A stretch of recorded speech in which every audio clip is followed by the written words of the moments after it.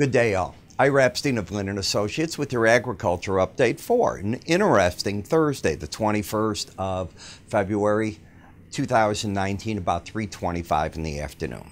So we wake up in the morning and the grain markets take off to the upside, as you can see. All you need to do is see that. They didn't hold all those gains, but they did pretty well in holding them.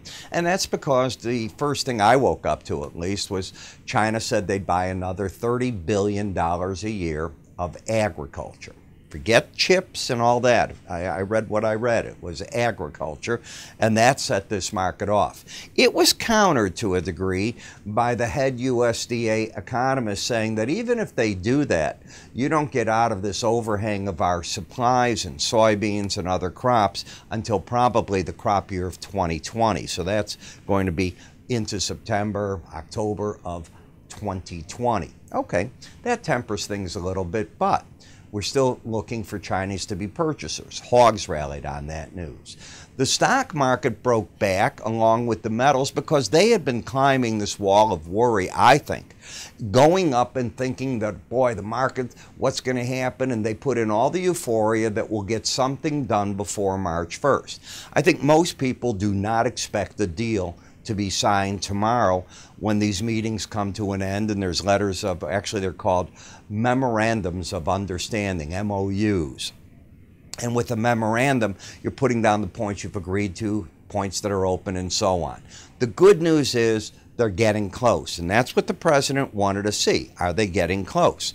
But there's the old buy the rumor, sell the fact, and that probably occurred in the metal markets, probably occurred in the stock indices, and the grains had their own thing to act on because here they're hearing from the Chinese $30 billion is the number that they'll buy per year to close the trade deficit. Okay, that lifted the markets.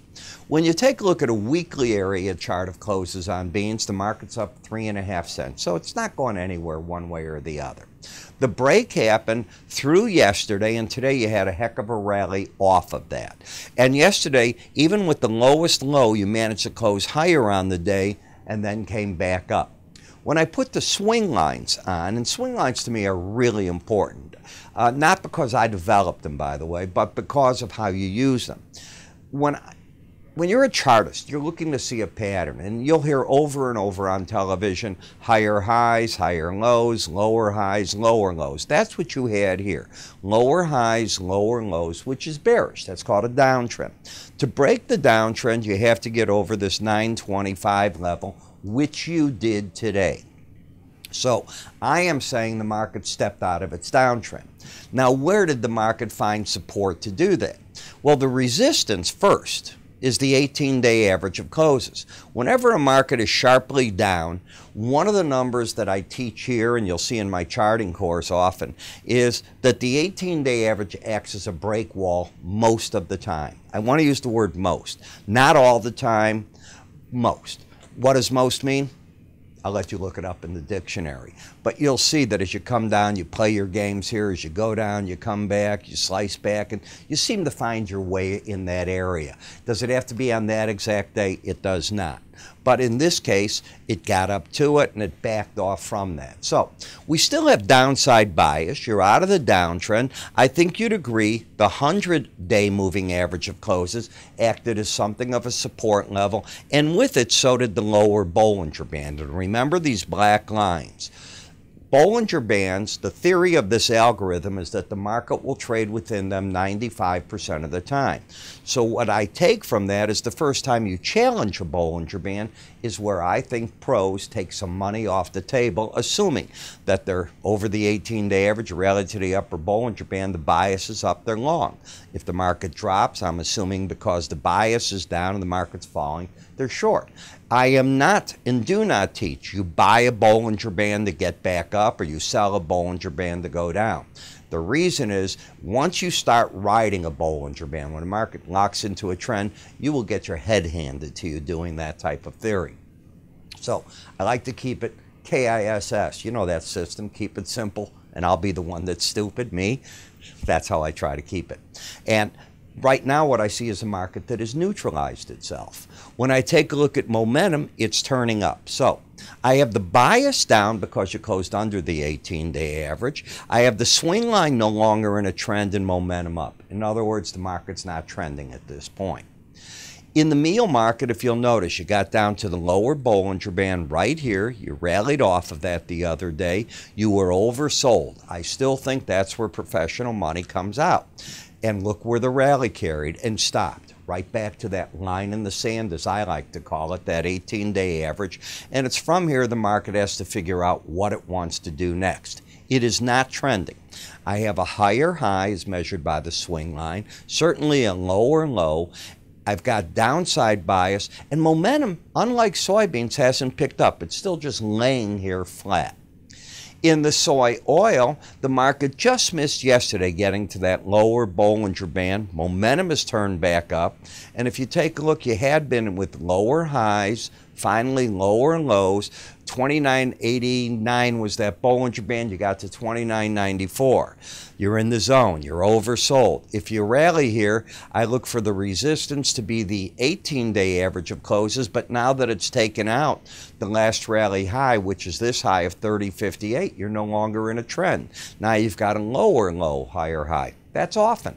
You often get these markets that spin. What's going to happen in this?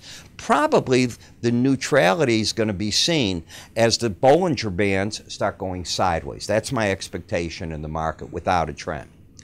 In the corn market, you'd been in a downtrend and still are. Lower highs, lower lows. You hit the Bollinger Band. I think the pros took their money off the table as you got oversold and you hit these numbers. That was not the first time. This was the first time you hit it. You didn't stay there very long. And now the market has come back. It did not take out this past high. It got stymied at the combination of resistance of the 18 and the 100-day average. But it was so oversold, nothing to do there. Now I think the pros are waiting to see what next. You know, when you hear a $30 billion purchase is on the table, on top of what they had bought the previous year, that's a lot of money. They're not just saying we'll give you a total of $30 billion. They're adding to that. When you take a look at the wheat market, here's what I teach.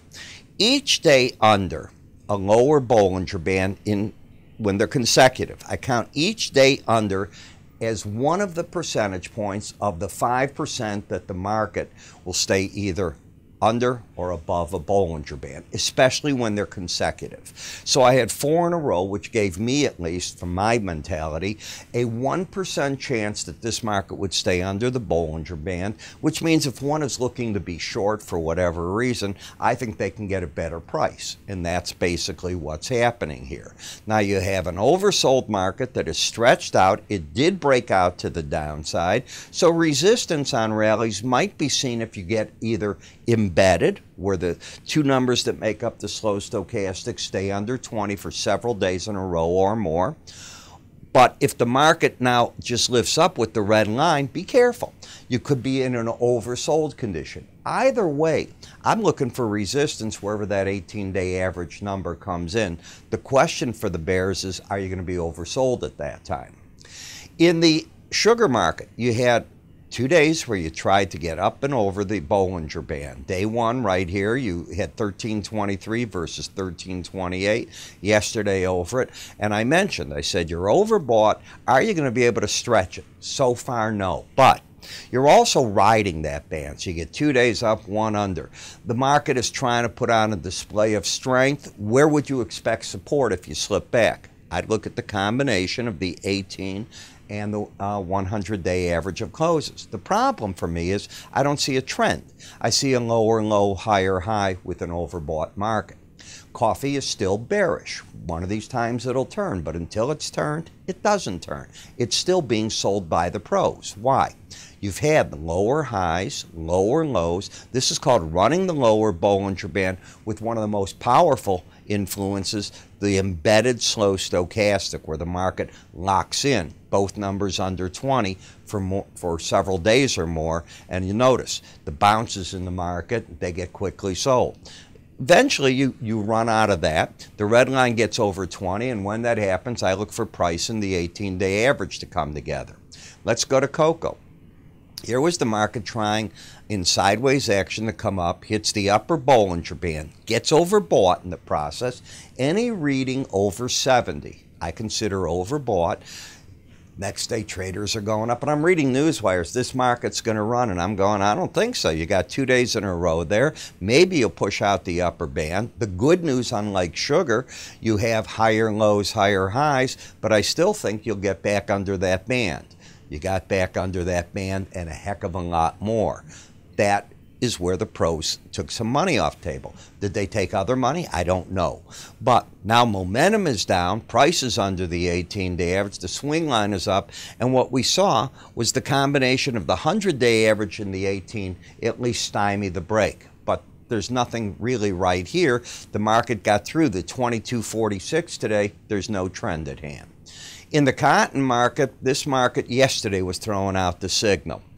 You lost the embedded reading. You had to regain it immediately, and you didn't. The market, if you take a look where you closed at 72.16, today's low was all of 15, 20 points from that. And when it went, and especially when it got through 72.77, in its target was that 18-day average of closes from losing the embedded reading.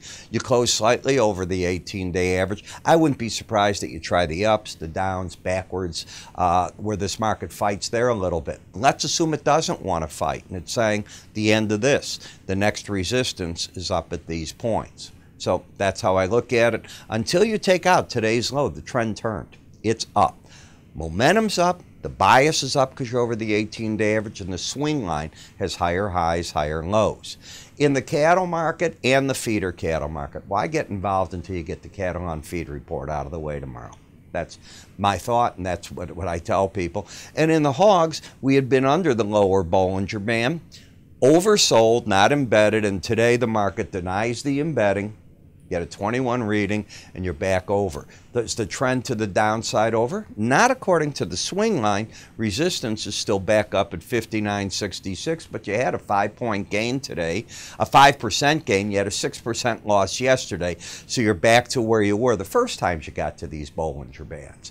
I know today was long, much longer than I normally do the ag, but there was a lot to be done. In the morning, what I try to do is set up my subscribers with something they don't get elsewhere. What they get from me is my charts, by the way, will look like this. I won't be in the video that I record.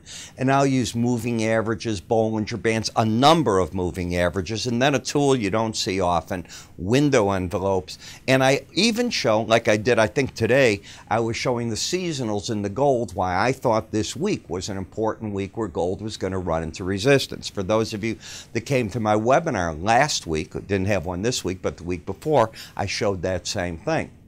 Well, now you're looking at seeing what I do. I review 40 charts in the morning, and the beauty is you sit back, enjoy yourself. You can also grab the bottom of the video and move it wherever you want, because I cover all these markets in the same sequence each and every day, Monday through Friday. And I'm able to throw out the chart action as I see it, what I think the pros are doing. If there's fundamentals like the $30 billion done today, I'll bring it up and what it means. But here's what I can do. I can throw at you ideas so you can test your own idea. Let's assume you wanted to get into market X and you're just looking. You can't call your neighbor. He's not in the futures market. Maybe this is the type of thing that gets you off that edge. Maybe it's something that stops you from that trade. Maybe it gets you into that trade. I don't know what you were thinking, but I certainly know what I'm thinking, and I know what I'm saying out there. So you put that together, and it's a way to start your day. At 8:30 a.m. I record, and then before 9 o'clock it is up. By the time I render it, put it out on the website, send it to my subscribers. To try it out, $7.95, which is 26 and a half cents a day to give it a try. I think you'll find it worth your time and effort. And after that, if you want a one-year subscription, we offer it deeply discounted and so on. How do you get it? Give us a call. You can go to our website, by the way, and under the keywords education and research, it's up there. Go down the morning subscriber video and away you go. I'm Ira Epstein. Take care.